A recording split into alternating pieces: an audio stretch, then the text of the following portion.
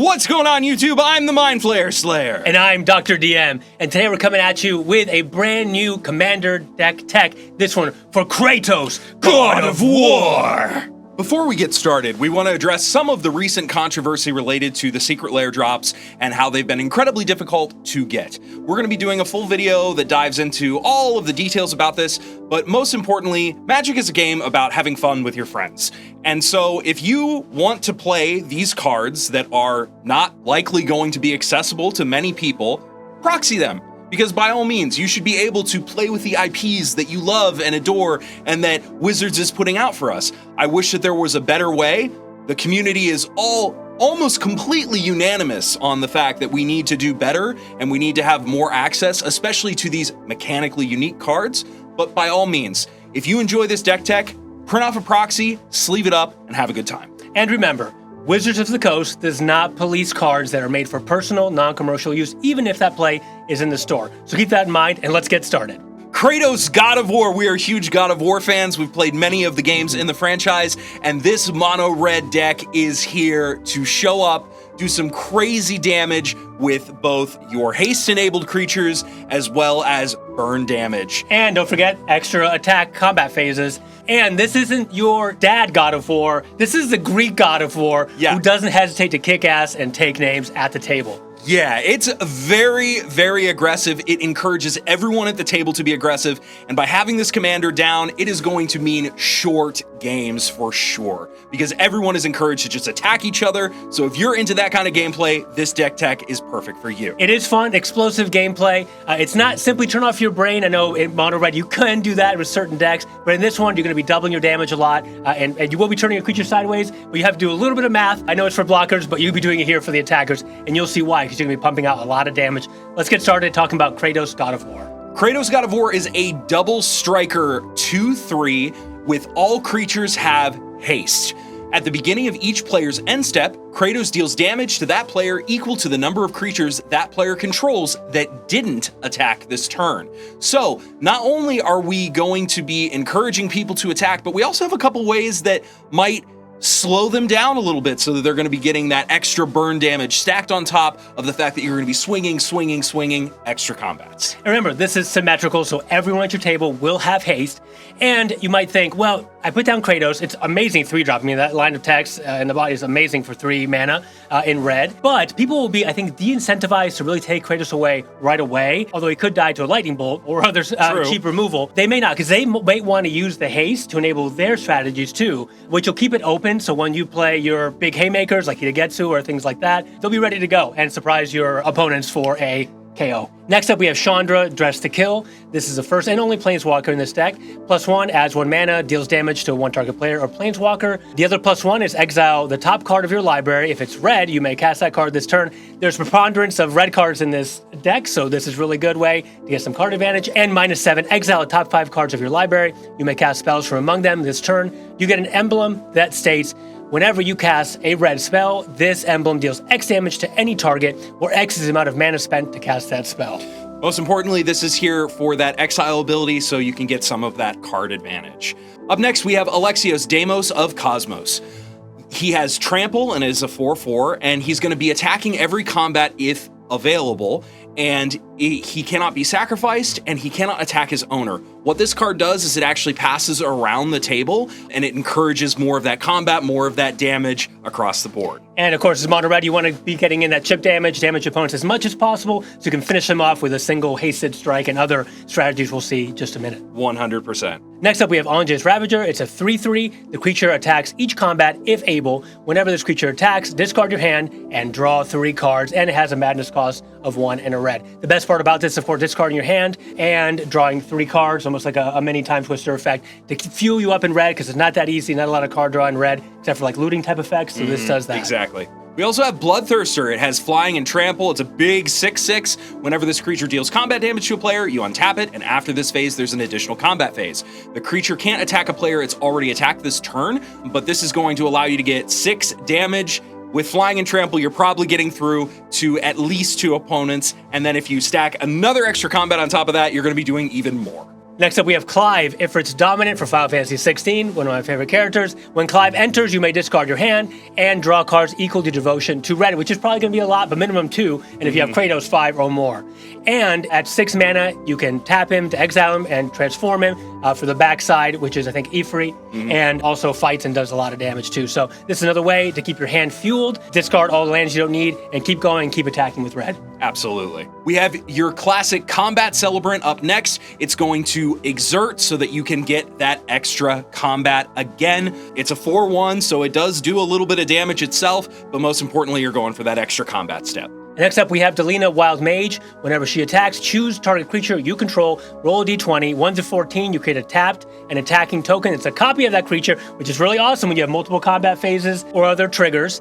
You exile a token at the end of combat, and if you roll high at 15 to 20, you create the tokens, and you may roll again to maybe get 2 tokens and just go all out. Yeah, it's really powerful, and you have the ability to copy Kratos or one of the many other legendaries in this deck to just keep beating face. And remember, everything is haste once Kratos is out, so this happens right away. It's not like you have to wait, or maybe removal is going to be on before your next turn. This is all awesome. Yes, it is. Up next, we have Ember-Heart Challenger. It has haste and prowess and valiant. Whenever this creature becomes the target of a spell or ability you control for the first time each turn, you can exile the top card of your library, which is going to give you some additional card advantage, because in red, we can't have a lot of card draw, but we do get these exile effects that allow us to play from the top of our library. Yeah, and it's baked into creatures. 2-drops are awesome to have. They get you started and start chipping for damage. Next up, we have Eomer, Marshal of Rohan. It has haste whenever 1 or more other attacking legendary creatures you control die.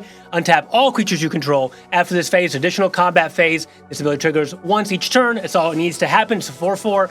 It's going to work with Kratos if he dies, or other legendary creatures, which are plenty, and let you do more combat, more damage.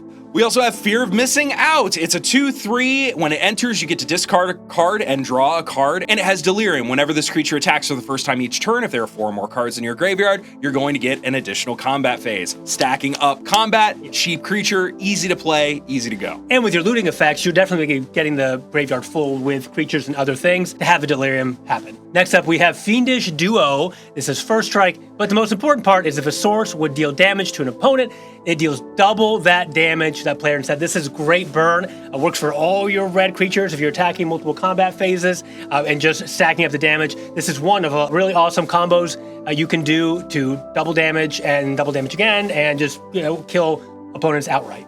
Absolutely. Up next, we have Renzo, Havoc Raiser. It is going to allow you to either goad a creature that a player controls, or you can exile and steal cards and cast cards from your opponent's library. Which everyone loves. Everyone loves they love that. It's their favorite thing. Yeah, it's not as much as the Rakdos Grenzo, but this Grenzo is really good for within this red strategy. And he's got that low 2-drop. He's low to the ground. He's getting in quick. Yeah. Next up, we have Heartless Hidetsugu, and this is part of the grand strategy of this red deck. When you tap it, he deals damage to each player equal to half the player's life total, rounded down. Could be 40, could be more, it depends. And if you tap this, because it'll have haste with Kratos. It sure does. And you're doing double damage to some of your other double damage enablers, you could knock out the whole table in one turn on turn 5. So incredibly strong. Awesome. I've been killed by this card. I'm sure you probably have too, but in this deck, busted. Yeah, especially with the haste. Oh my gosh. Up next, we have Inti, Seneschal of the Sun. Whenever you attack, you may discard a card. When you do, put a +1/+1 counter on target attacking creature. It gains trample until end of turn.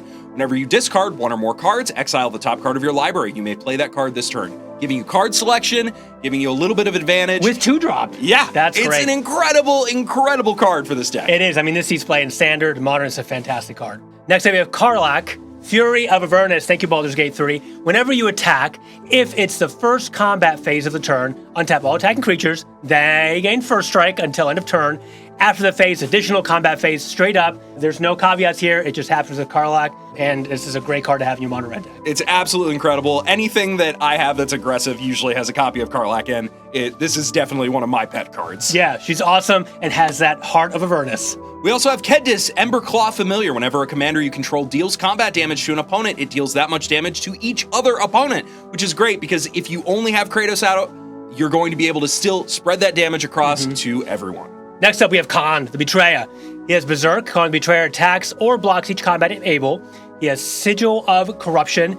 when you lose control of Khorne the Betrayer, draw 2 cards, which is great, and the Betrayer, if damage would be dealt to Khorne the Betrayer, prevent that damage, and an opponent of your choice gains control of it. So you're passing this bad boy around the table. Everybody's going to be getting some card draw, but really, you need that card draw. We're in red. Come on. This card is fantastic, and it's going to be doing big damage across the board. It's very hard to get rid of this guy. Up next, we have Lelia, the Blade Reforged. It's a hasty. It lets you exile the top card of your library. You can play it this turn. Whenever 1 or more cards are put into exile from your library, you're also going to let it grow. So this one is going to be getting stronger as you go along, as well as giving you card draw. Next up, we have Neheb, Dreadhorde Champion. It has Trample, 5/4. Whenever Neheb deals combat damage to a player or planeswalker with Trample, it's probably going to happen. You may discard any number of cards. If you do, draw that many cards and add that much red mana. That's amazing because then you can cast afterwards whenever you draw. Until end of turn, you don't lose this mana as steps and phases end. This is so powerful in this deck. Yeah, for 4 mana, incredible. Up next, we got Ortheon, Hero of Lava Brink. He's going to allow you to create token copies of another target creature you control, which will gain haste, and you sacrifice them at the beginning of the next end step.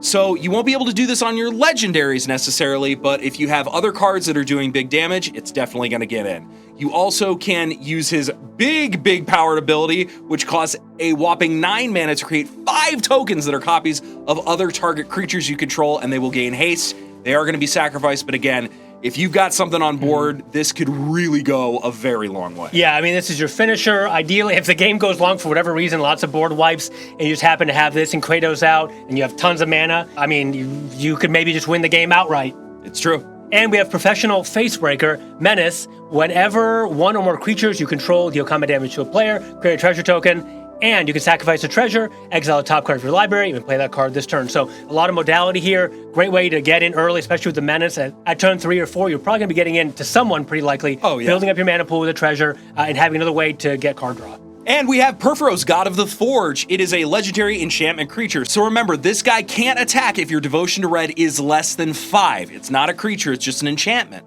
But when it's a creature, he's a 6/5.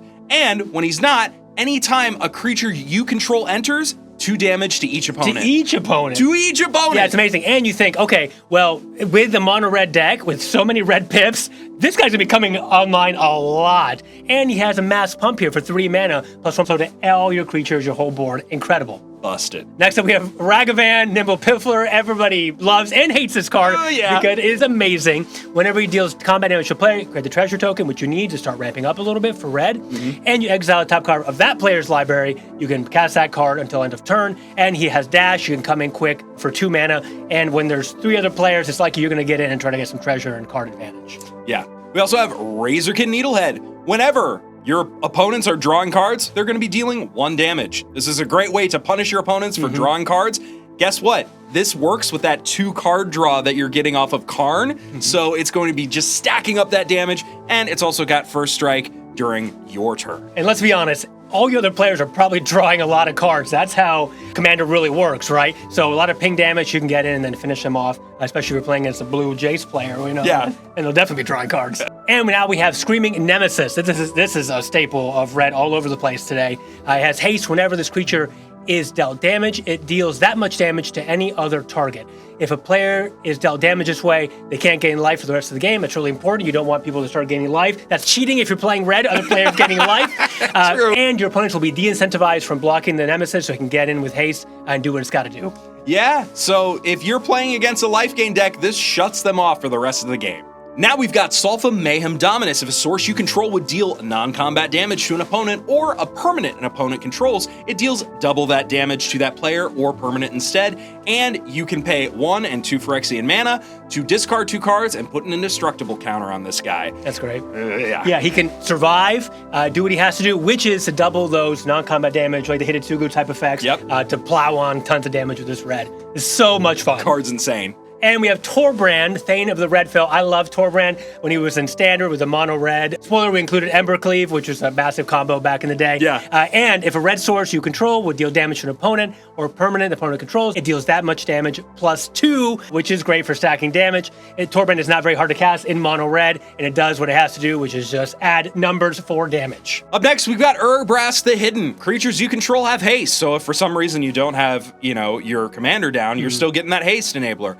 and creatures your opponents control enter tapped. Oh my God, that's so good. Guess what? They are going to have creatures on the board, but not be able to use them, which means Kratos damage. Yeah, you can get in, unblocked. Oh yeah, commander damage, right? That's great. And this isn't symmetrical like Kratos effect, so it just works on your creatures if you need that part of the strategy to work. Exactly. And we have World at War after the second main phase this turn. There's an additional combat phase, additional combat phases, followed by an additional main phase. At the beginning of that combat, untap all creatures attack this turn, and it has rebound as well for extra value. Absolutely. We've got Blasphemous Act. You know what it does. It's a board wipe. It's busted. And, you know, you got Deadpool in the art. Choose that one. And now we have Faithless Looting as our sorcery. Draw 2 cards and then discard 2 cards. With flashback, it's always great. You have a recursive way to make sure you're getting the cards you need. Full Throttle is going to give you, after this main phase, 2 additional combat phases. At the beginning of each combat, untap all creatures that attacked this turn. This is a haymaker for sure. Oh, yeah. If you're playing this card, you better be winning, because otherwise everyone is going to come after you. Yeah. And now we have Glimpsy Impossible. This is another very current card draw effect. Isengard Unleashed. It prevents damage from being prevented, and it has a flashback ability, and it's going to triple damage dealt this turn. Yeah, 5 mana, but mono red. Yes, that pretty easily, especially with some treasure tokens. And Jessica's Will. Okay, we all know how amazing this card is. Choose one. If you control a commander as you cast a spell, you can choose both. And since Kratos is a 3 mana commander, it's likely to be on the board pretty often. Yes. And then you can add red for each card in target opponent's hand, and exile top 2 cards of your library. You may play them this turn. This is fantastic with 3 mana. And will ramp you so you can get more of your creatures, which then have haste with Kratos to get in. Yes, they do. Light Up the Stage is another ability to get some more cards into play, giving you that good card selection.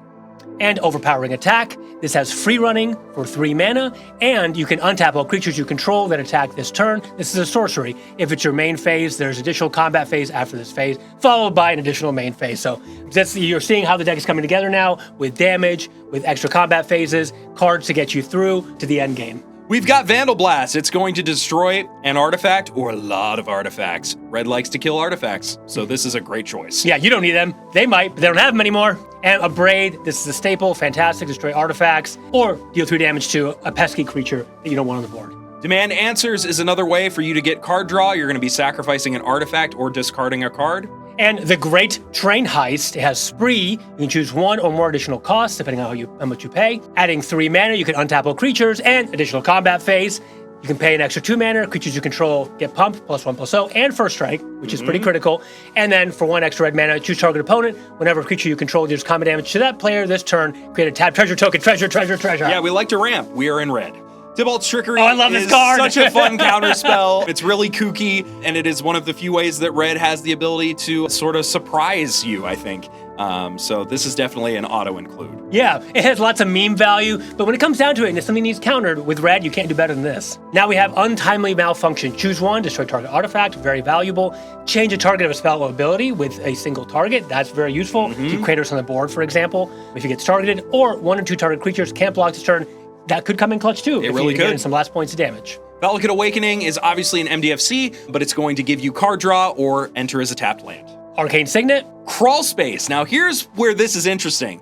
No more than 2 creatures can attack you each combat. So what this means is that everyone's got haste, but they're kind of limited with where they can attack. Good. So this could have the Kratos damage really start to explode. Wow, this is great. Yeah, to sort of curb down the symmetrical aspect of the haste. That's great include. Then we have Dolmen Gate. This artifact, prevent all combat damage, will be dealt to attacking creatures you control. So they can get in and almost have indestructible to get through. And we have my favorite, Embercleave. I don't know how good it actually is in Commander. It's really good. Okay, good. I'm glad, it's I'm glad really you say that. good. But I love this card. It has a special place in my heart. I love Embercleave. Flash comes in. The cost goes down based on how many creatures you have on the board attacking, and gives it big damage, double strike, and trample. I just love this card. Yeah, you put this bad boy on Kratos, you are having a good day. Yeah. Lightning Greaves, obviously, to give that haste and shroud. And Ruby Medallion, this is mono red, so reduce the cost of all your red spells.